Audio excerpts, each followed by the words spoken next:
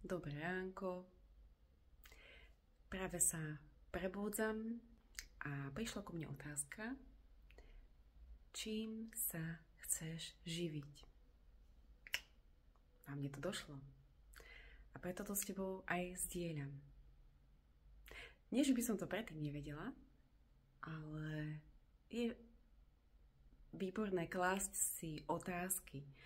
Pretože keď si kladieme otázky, dostávame odpovede a potom vieme lepšie rozumieť a chápať, kam chceme ísť.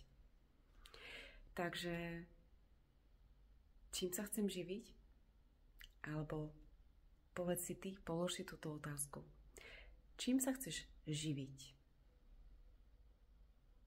Ak ku tebe prišlo ako prvé nejaká práca, nejaké zamestnanie, čím sa zamestnávať, ak ti prišlo ako prvé peniaze, tak možno sa pozri na to trošku inak.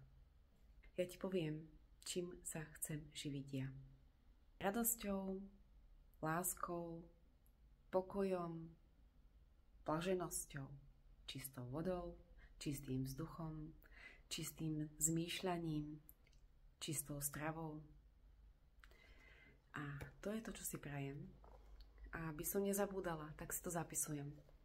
A odporúčam to aj tebe. Krásny deň.